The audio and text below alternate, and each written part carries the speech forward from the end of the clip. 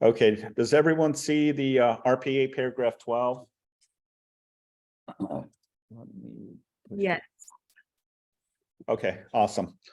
All right, so the reason I wanted to have this conversation is because there's misunderstanding when it comes to this particular paragraph and the do's and don'ts and how this paragraph works, right?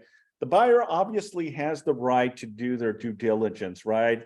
Investigation. That's the whole purpose of the initial process, is that it allows the buyer to get a feel, right? It's like buying a used vehicle, right? You're not just going to buy it just based on the looks.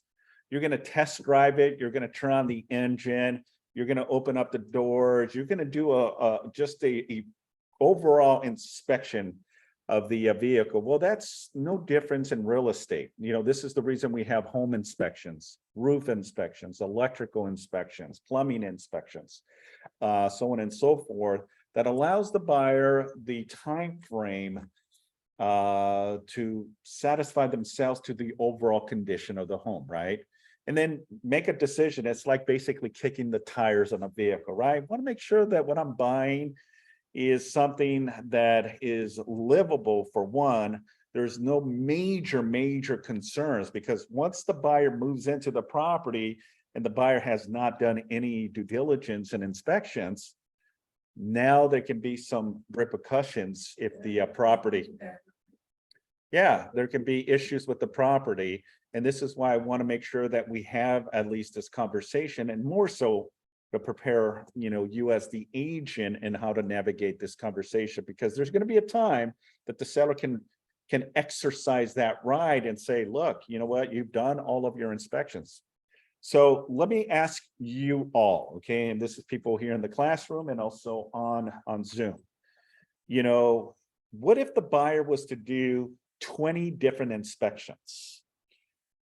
Does the seller have the right to say, no, enough of these inspections? I don't want you to do any more inspections. And I'm saying this from a practical standpoint, meaning if the buyer is within their contractual right to do inspections, can the agent, the listing agent, say, you already had a home inspection and now you want a new home inspection, and you did a electrical inspection, but you want another inspection done on the electrical? What would be the answer to that? Can we decline the buyer and the buyer agents from doing their due diligence? You don't want to what? I don't decline because I don't want to be responsible for anything happen. That's right. Okay, yeah, absolutely.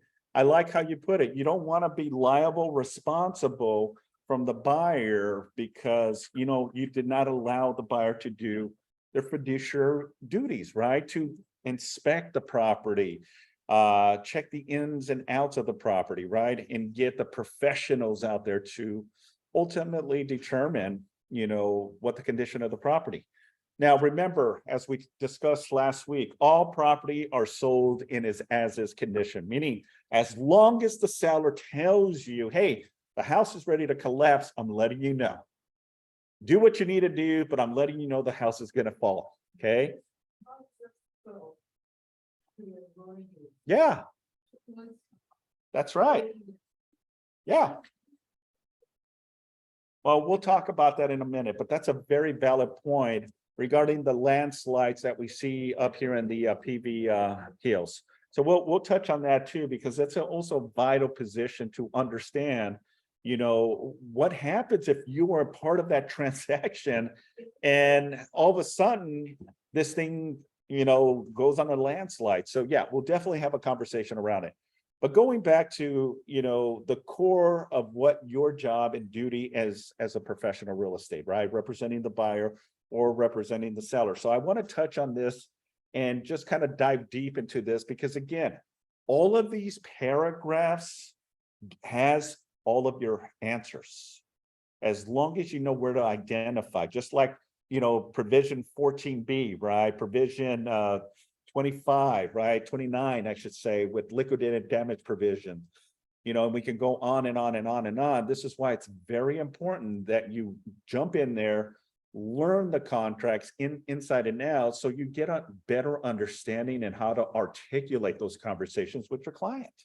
That's what it really boils down to, because what is the buyer going to do? They're going to ask for advice, right? They're going to seek to your guidance and says, well, what would you do, Mr. Simon? What would you do in this particular circumstances, right? How do you navigate that without putting yourself in a liability? Because at the very end, what's going to happen is if something doesn't go right, what happens? They're going to blame someone, and they're going to blame you. They're going to say, well, Simon said, Simon said, right? Simon said that was the direction to go, right? We don't ever want to be in that position, right? This is why you got to know how to navigate and ultimately have those conversations. So paragraph 12 says, buyer investigation of property matters affecting the property, right? That's what it says. And again, anyone on Zoom, if you have any questions, please make sure to speak up, and I'll be more than happy to address your question. So section 12A says the following: buyer shall, within time specified in paragraph 3L-3, have the right at buyer's expense, unless otherwise agreed, to conduct an inspection, investigation, test, surveys, and any other studies. Buyer's investigation. Okay. If I go up to paragraph 3 Lincoln, okay, let's go to 3L, which would be on the grid. Okay. What it says is this section right here. 3L, L3 says the following: investigation of property. It says what? 17 days after acceptance. It also says informational access to the property. It also says 17 days. But I also want you to dive deep into this, because again, this is part, and it's incorporated as part of the agreement. Buyer's right to access the property for informational purposes is not a contingency, does not create a cancellation right, and applies even if the contingencies are removed. Okay. I want you to really resonate that, because I know you're probably thinking, Simon, what the heck did you just tell me? All right. And I'm going to clarify this for both of you and also on Zoom, because this is a very vital position in our position as entrepreneurs, real estate professionals, and more so navigating the transaction. Okay. Just like all contingencies in place, this is a contingency that the buyer has the right to do inspections of the property, anything that they want within their time frame to do so.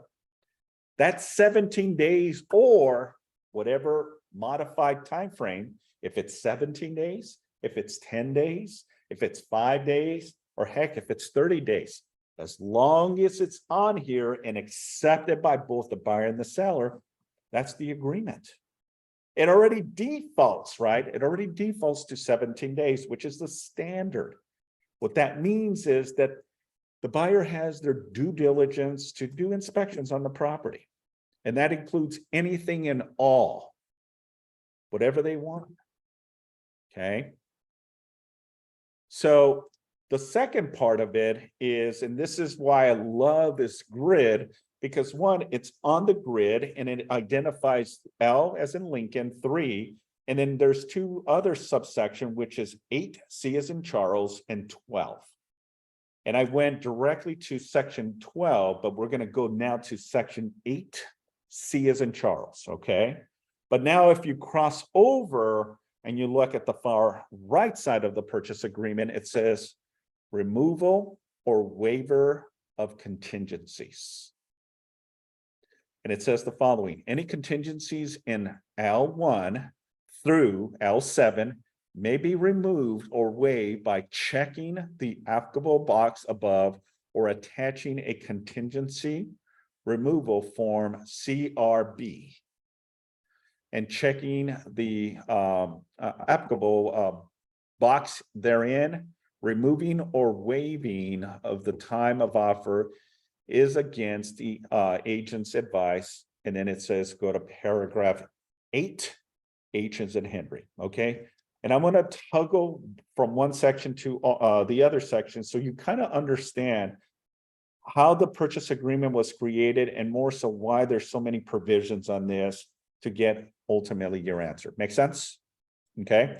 So one, investigation of property, what, it's 17 days, right? That's already default. If you don't touch it, 17 days allows the buyer to go in there and do their due diligence, okay?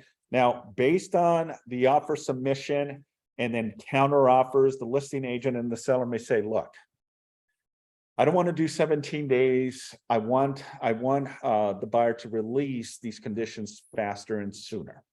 So instead of doing 17 days, I'm going to say I want the buyer to perform in 10 days. And if the buyer agrees and signs off on it, then that's the agreed upon. So then from the time of acceptance, that starts, say again? Well, anything can be changed. Just because it's set in stone doesn't mean that it's set in stone. Unfortunately, it is what it is, but it also creates a binding agreement. All right. Can it be changed? Yeah, but there's going to be fault.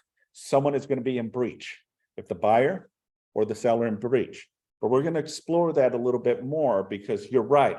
It is set in stone, but anything can happen, right? Just because I'm going straight doesn't mean that I might not go left or might not go right. It is what it is. Circumstances, situations happen all the time, okay? But we always want to revert back to what? The contract. What does the contract says? Because all of your answers are on the contract. And if there is a dispute, a misunderstanding, or not a meeting of the mind, then what we need to do is go back to what? The RPA, the purchase agreement, and go back. Well, let's see what we agreed upon, because this is what's going to hold water in case of a mediation, in case of an arbitration, and if it gets escalated to a potential lawsuit. It's going to be based on what it shows here. Make sense? All right, so now that we have that, now we're going to go into informational access to the property. And what I mean by this is, I am a buyer and I am a cash buyer, and I'm buying the property in as is condition, because I'm going to either tear it down, I'm going to bulldoze it down to the ground, okay? And I know because I have a contractor's license, or I have a crew that's going to do it for me, right? So I'm okay with the condition of the property. And I go in there all cash, and I release all my contingencies, physical inspections, seller disclosure, appraisal. And because it's a cash deal, I'm not using a loan, right? But I still want to hold on to my appraisal, because I want to know if I'm overpaying for a home. Just because it's a cash deal doesn't necessarily mean you cannot get an appraisal done. By all means, you could. So you want to make sure that the buyer has those options to do so. Now, with that being said, the reason I want to emphasize the importance of this provision is that regardless if the buyer releases all contingency, the seller cannot, and I have to repeat this, cannot refuse the buyer to go and do what they need to do. Okay. I'm going to repeat that one more time. The seller cannot refuse the buyer from doing their due diligence. Okay. That's why it has this provision that the buyer right to access the property for just informational purposes, just to go see. Well, I know I'm going to tear down the house, but I want to see what I'm buying first and foremost, right? Or maybe it's not about tearing down the home, but maybe it's just adding square footage, or knocking some walls, or expanding the or the primary bedroom, or the primary bathroom, knocking a wall to make the kitchen bigger, but I need to do measurements so I get a determination, an idea what that looks like. Even though I released all my contingencies, the seller cannot refuse me from doing so. And if the seller refuses me to do so, the seller is in breach of the contract. And ultimately, the buyer has the right to go in a different direction. Well, you know what? I know I released, but you are not allowing me per the provision of the RPA under subsection L L3, allow me the opportunity to measure the home, do my due diligence and my investigations, regardless if I release my contingency or not. Question. Is that the buyer disclosing this party or just the buyer is allowed to go in? If he laid everything, so if he brings a third party, would that be considered now more investigation? Or would that be just the buyer, he can come by himself? Very good question. Very good question. It doesn't matter who it is. If it's the buyer, the buyer's family, the buyer's contractor, the buyer's handyman, anyone within that time frame of 17 days, as long as they do it in a respectful demeanor and obviously divulge the intentions, right? More so if it's an owner occupied property, right? Out of respect, you're going to give them time frame, say, hey, I have all of these inspections that I have lined up. Even though I release that as a condition, and even if I back out and I release those contingencies, I may be in breach of the contract, and the seller may be able to go after my commission, my deposit. Make sense? Okay, so the provision says that you cannot, okay, the seller cannot refuse a buyer from allowing them to do what they need to do. Because what if the cost, right, is they won't be able to do it over the phone or, you know, even photos. They're not going to be able to see. They have to physically see the property. This is the reason we give the buyer the time frame, right? And more so when working with an investor, a developer, or someone that is going to fix it, flip it, destroy the house, new construction. They have their intentions of what they need to do, right? They still got to check with the city. They have to look at all these different variables in order for them to start the initial construction, let's say. But what the provision allows the buyer is the opportunity to go in and evaluate and come to a conclusion of what that is going to look like. If it's an estimate that they need to do, they got to go in there and physically look at the condition, right? Or maybe the house is tilting, right? It's on a raised foundation, house is 100 years old, section of the house is bad foundation. And now you see when you walk, you're basically walking on a side like this because the house is tilting. And you'll see homes from, you know, the early 20s and 30s that they may have some foundation issues. Remember, we live in the state where we have not much, but we have earthquakes that happen, right? And all that can shift. Yeah, all that can shift. You know, the property, and this is why the buyer has the right to do their due diligence on the property. Okay. Any questions so far regarding the grid? Not broken. We're not, it's just and a little bit of pieces. All right, so information, and so that can be modified because again, it's 17 days, but I can put 10 days. I can pay, you know what, 15 days. I can even say, you know what, you got only 5 days, Mr. Buyer, to do what you need to do on looking at it. So remember, you got to be very proactive. And what I mean by proactive is if it's an investor, you know, you want to close this and close it, but you don't want to drag the buyer to take their sweet time, right? You're going to know it's an investor. I'm going to condense all of the contingency periods because I want to know that they're not going to drag their feet. They're in or they're out. And this is why you want to reduce it. So on this grid here, I would recommend that if you're going to do investigations less than 17 days and let's say 10 days, then also, you know, I would recommend to do the same, which is 10 days. for information purposes, right? Now, what if the buyer releases all contingencies? Okay. Well, if they release it and they know that they're going to completely tear down the property, well, you know, they're not going to need 10 days. They can do their due diligence and say, look, we're going to give you 7 days, 1 week. After 1 week, then that's it. All right. But if the buyer releases that as a condition, right, then basically you're going to say you have 0 days. Okay. They released it, you're going to get the contingency removal. Okay. And that reinforces that, you know, L3 investigation of period is released as part of the condition. But if this is information access, if you don't change it, then ultimately the buyer has the right to do any type of viewing of the homes to get estimates.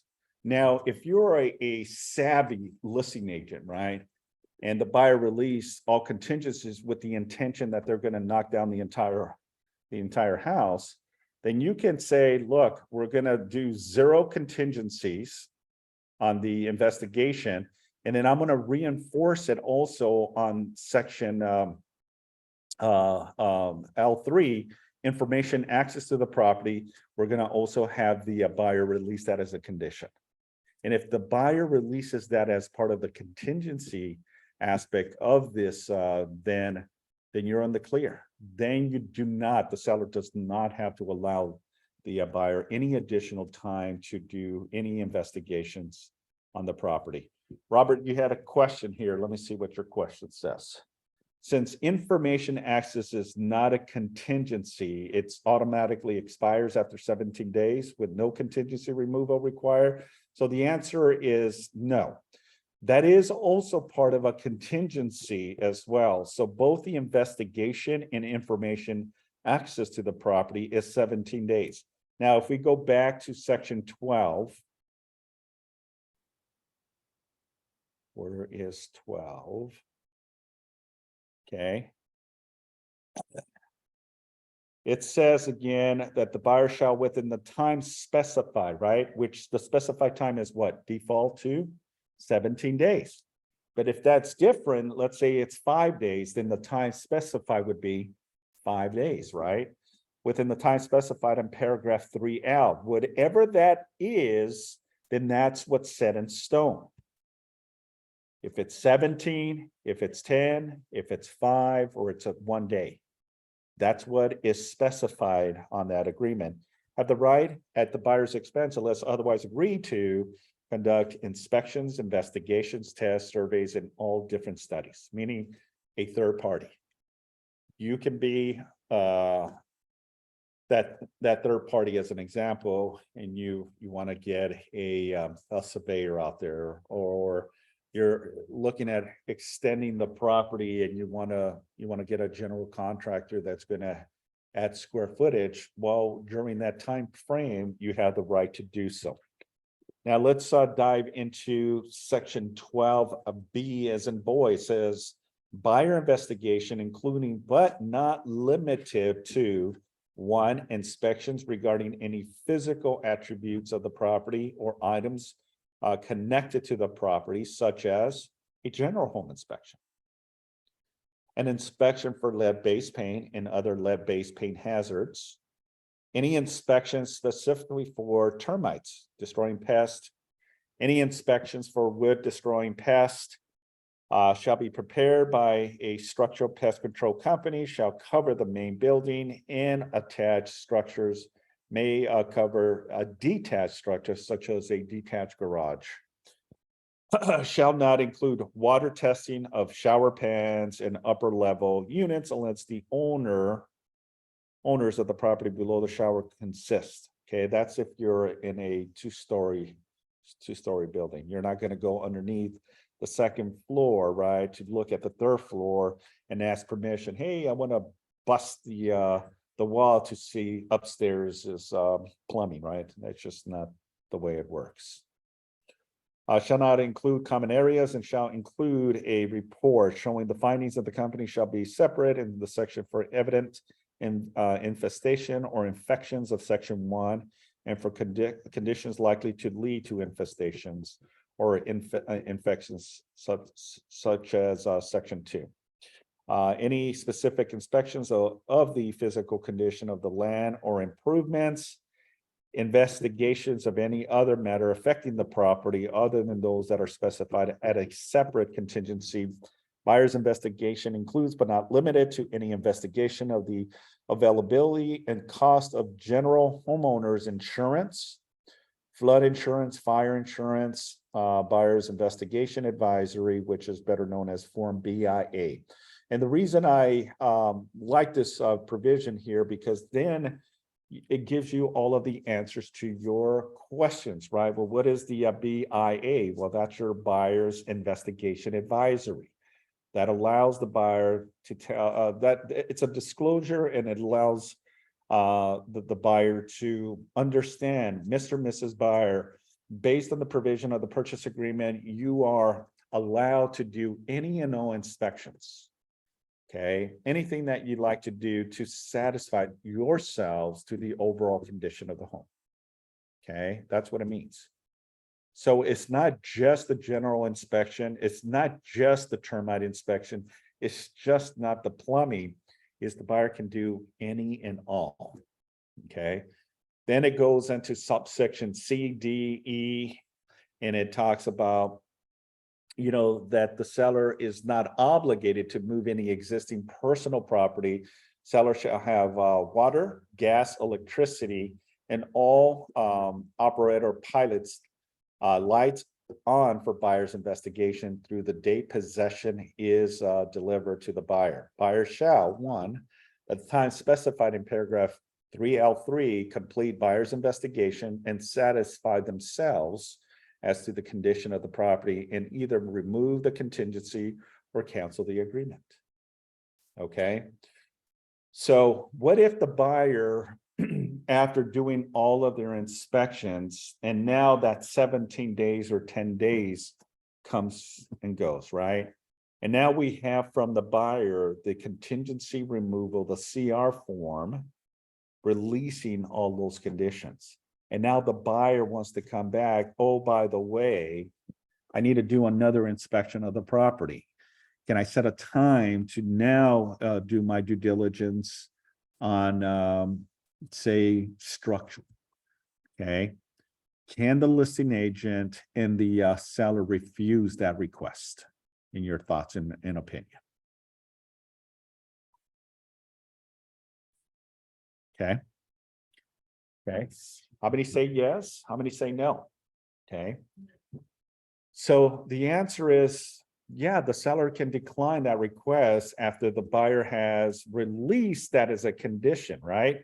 Remember, all of the questions that are incorporated into the RPA will give you your answer. It's like, you know, the question, is it a yes or is it a no, right? Right or wrong? Well, when it comes to these provisions in contingency removal, it works the same way.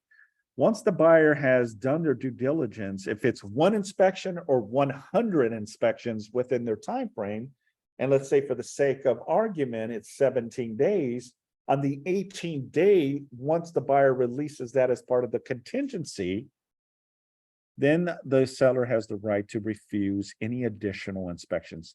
Mr. and Mrs. Buyer, you've done all of your inspections. If you wanted to do more, you should have done it during your time period. And because we exceeded that time period, I'm sorry, but I'm going to refuse any additional inspections. And then what? And then the house fall. Well, you know, the buyer obviously did. The buyer did their inspections, and if the seller discloses, and I'll share a story, a true story, happened to me. It was a property out in Montclair. This was maybe about 10 years ago. I was the listing agent on a half acre property, I should say, single family residence. It was a 3-bedroom, 2-bath. And I knew the owners. They were good friends of mine. I've known them for 20 years prior. He was ready to retire. They were looking to purchase a brand new construction out in Utah. So they lived at this particular property for maybe 15 years before he retired and decided to buy a property in Utah. So I knew of this of the property, but I was always eerie about the front tree, because this tree was massive. I mean, massive. I mean, just the trunk itself was like, to wrap my arms around it was probably about 7 Simons to be able to wrap around this tree. I mean, it was massive, thick as heck and huge. It was super tall and it was right in the front. And, you know, I've always said, man, this tree is just looks so top heavy. Cause I mean, it has some really big, the trunks, and then obviously, the tree was probably 70, it was tall. I would say it was probably 60 to 70 feet high, massive. And I never thought, well, you think, you know, it's such a big tree, nothing would happen. Okay, it's solid. We listed the property. We got multiple offers on the property. Went into escrow. Buyer did their due diligence. Smooth transaction. No issues whatsoever. We closed the deal. And we gave the keys to the buyers. And I kid you not, 2 weeks from closing, the tree falls. The tree falls. Thank goodness that tree didn't go this way, because it would have destroyed the house. And I mean, it would have literally destroyed this 1,800 square feet home, because it was on the base in the front of the yard, and it was just super massive. What happens, and it's ironic because the house was facing the west side, the tree was on the left side, and then there was a house to the left, and then there, across the street on the cul-de-sac, there was more homes. Surprisingly, the way this tree ended up falling was on a diagonal angle. It went in between, and it went right through the street. The only thing that was damaged was a 2 mailboxes. Thank goodness no one parked on the street. Everyone, because it was half acre lots, everyone parked inside their driveway or their garage or the side of the house that had like a long driveway. The tree only damaged a couple mailboxes. That's it. It came out in the news. Montclair's win, because that's where the winds kind of, and it was like a super, and it literally collapsed the tree. And this was like, wow, what a scary. And I always thought, geez, man, if this tree ever falls, it's gonna cause some really serious damage. But again, that happened. And that tree was probably a good 100 years or more, because it was massive. So just FYI. All right, so going back, there was also another provision, which is section 8C, I think it was. So let's go to section 8C. And it says investigation of property. This agreement is as specified in paragraph. Again, it goes back to 3L, contingent upon buyer's acceptance of the condition of and any other matter affecting the property. Look at paragraph 12. Okay, so the investigation of property. Now we go back to 12. And there's another section also. Buyer's request. Time period. Buyer's review of documents. Cancellation, buyer right to cancel. Over contingencies. I'm just trying to find, there was another provision in here that I wanted to share with you.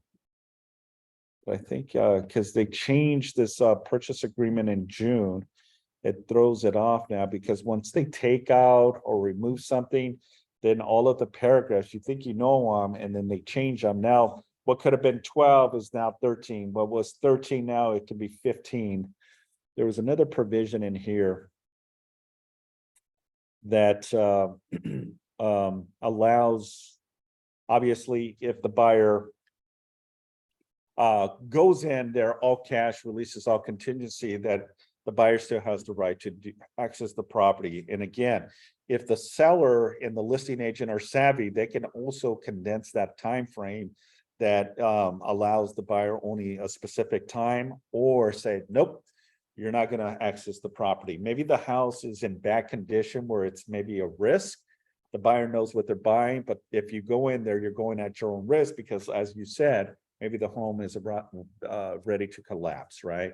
So if that's the case and you're the listing agent, you're going to disclaim that, you know, the property is not in the condition, and we're not allowing anyone to view the property. As long as the buyer and the seller can come to an agreement and the buyer signs off and understands, then you're golden, you're okay.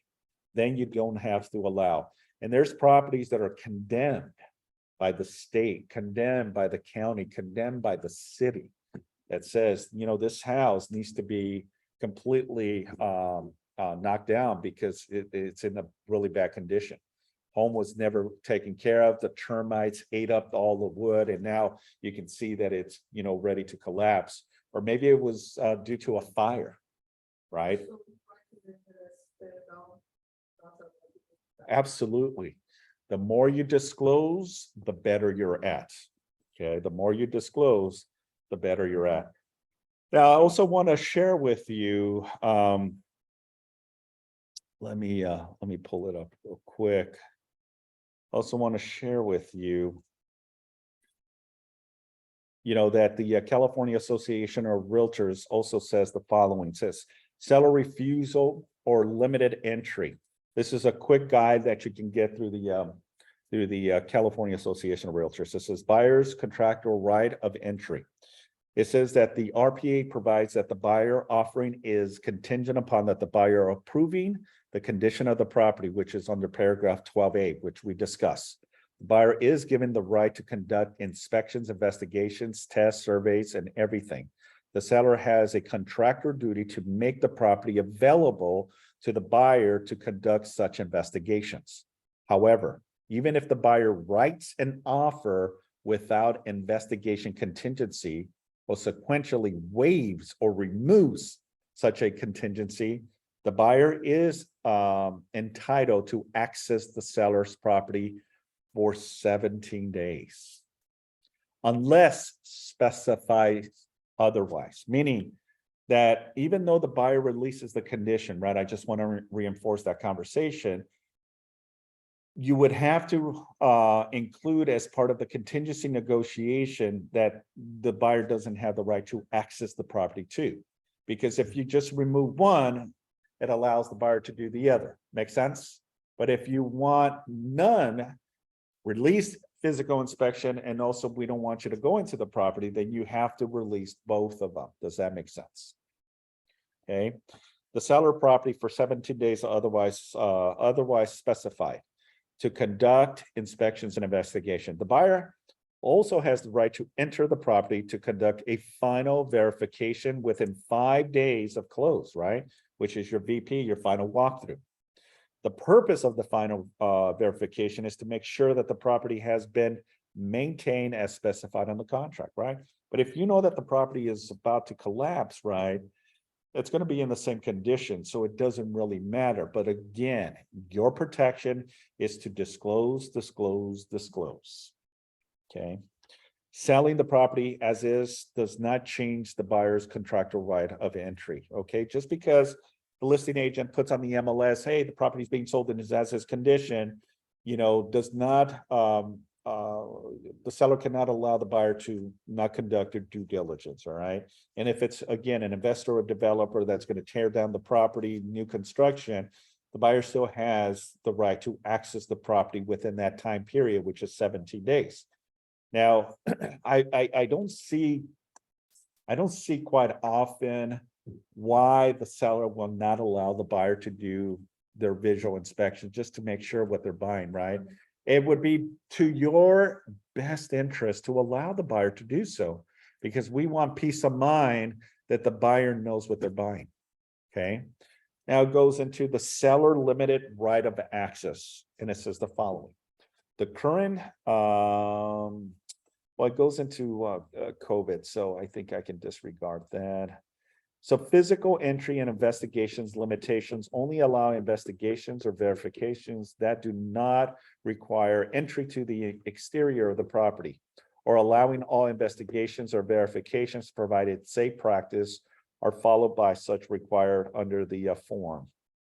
And again, a lot of this stuff is revised. This information is obviously from early 2020, which talks about pandemic, so we can disregard that. But again, I hope this kind of gives you a synopsis of, your rights and duties and responsibility, right? When it comes to entering the property, access the property, and then ultimately releasing contingencies as part of the provision and process. Any questions regarding that paragraph? Any questions on Zoom? It's pretty self-explanatory. At the very end is, you can be lenient or you can be harsh. But if you're going to be harsh, make sure that you understand your position and allowing at least an understanding of 3L and then 12 and then 8C. All right, I know it's a lot of information remember, but it gives you just a concise understanding that the buyer can do what they need to do to satisfy themselves. And it also allows the buyer to go in there and evaluate and do what we call a visual inspection of the property, and we cannot stop the buyer from not doing so. They have the right to do so. And I come across many different disputes as, well, the buyer and the buyer's agent released that as a condition, so therefore we're not going to allow them to see the property. Well, send me the contract, send me the counters, and show me what's going on. And then right there in black and white, I see it. No, you're wrong. The buyer does have the right, because you did not counter that as part of the provision, and therefore the buyer has 10 more additional days to go and see the property. So you cannot refuse. So the seller is in breach of the contract. And if the seller is in breach of the contract, the buyer may cancel and retain rights to their deposit. So you got to understand those elements. Okay. So with that being said, I hope that kind of gives you a good understanding of the buyer and the seller access to the property and the do's and don'ts, and obviously when can the seller say no to allow the buyer to review, inspect, and do their due diligence on the property. 17 days is the default amount. Okay. Any questions? All right, super simple. All right, well, that concludes our class for today. So be on the lookout. August is upon us. So be on the lookout for next month's contract class. I appreciate you all. Thank you very much. And again, if you have any questions regarding any of the provisions on the purchase agreement, please feel free to reach out to me. I'll be more than happy to answer your question. All right. We'll talk soon. Take care. Have a wonderful afternoon. Bye-bye now. Thank you, Simon. Thank you. Thank you. Thank you. Simon?